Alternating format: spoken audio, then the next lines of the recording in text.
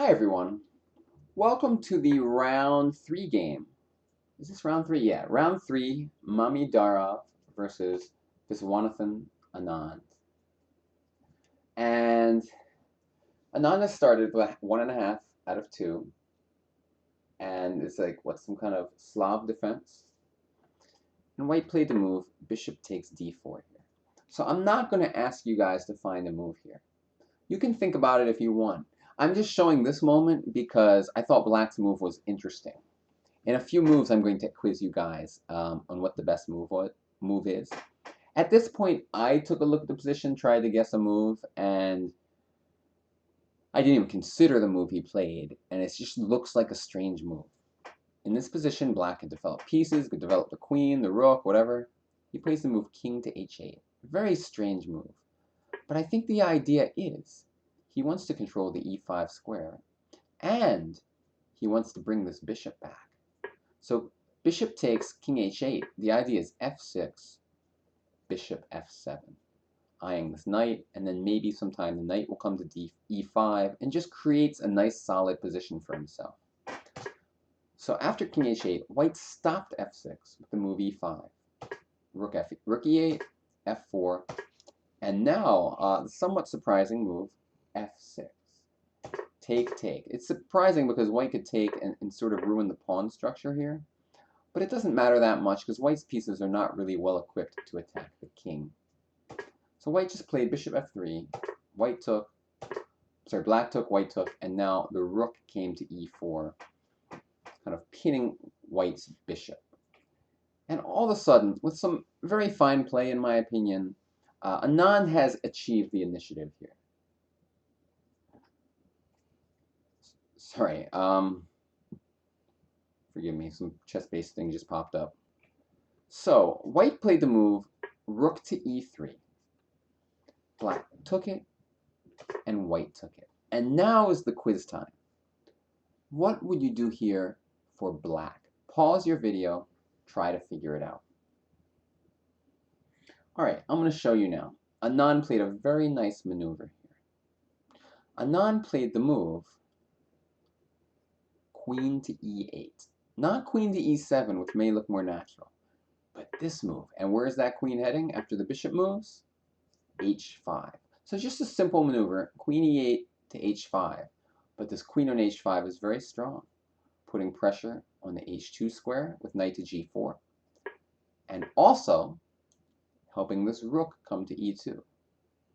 So if bishop takes knight, rook e2 would be a winning move because we're threatening to take on h2. I believe this is correct, by the way. And we also have ideas of queen f3. I mean, I guess he could try this. I have not done big analysis on this. I'm just assuming that somehow it's good for us. But it's not like super obvious. I think this move looks good. Actually, I don't know. Totally gonna cheat and just find out. It says we're completely winning. Houdini lead the way. King f7. Oh, he runs out of checks. Okay, just bishop to e7. So he played knight to g4 after rook to f1. And again, as you see, black is just coming with a pretty powerful attack here. And white is just defending by the skin of his teeth. And now black to move. What would you play here? Another very fine, energetic move by Anand. Pause your video, try to find it. Alright, so we're attacking h2. The queen's tied down and defending it. Black plays a fantastic move here, c5. And it's tough when you're attacking on one side of the board and you start to do something on the other side of the board, life becomes very difficult for the opponent. And the point is, if he takes, which he did, and note that if he takes with the bishop, we can just take and go knight e3. And this is just winning. We're attacking the rook and the queen and attacking the knight. But when he takes with the bishop, and if he doesn't take with the bishop, we go checkmate. And if he moves the bishop here, probably just c4, or knight to e3 wins also. So after c5, he takes it, and rook to c8. And just white is in an unstoppable pin. The game is basically over. Rook to d1, take, take. Now, we don't take on c5 because of back rank mate, but he just goes h6. King h1. And he resigned here because, let me figure out why he resigned. I guess knight f2 is going to win, followed by, if bishop takes, rook takes queen, and if queen takes d1, followed by queen d5, winning the game. So a very fine game by Anand. It all started with two ideas. I really like this king h8 move. Very interesting move with the idea of f6 and bishop f7. It enticed white to play e5, and he kind of got overextended. F4 especially opened up his king, but he had to do it. Once he plays e5, he had to go f4 to defend it, and now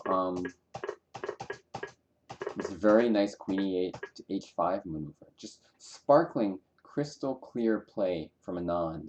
I mean, Mameydarov's not a weak player and didn't do anything that horrible. And if you turn on the position after king h8, it says it's approximately even. But I mean, he got completely smashed within 7 moves. So from a practical standpoint, it turned out to be very tough for white to play. And I think it all started with that move, king h8. Just a move you're not going to read much about or hear much about, but and it's also an impossible move to find. Not impossible, but very difficult to find. It's such a subtle move. But in my mind, that was what really started Mameydarov's decline. And then the queen e8 h5 thing is just a simple maneuver. You need to see those things and those ideas pretty quickly. Thanks all for watching, and I will see you in 2 days with another game from this tournament. Bye-bye.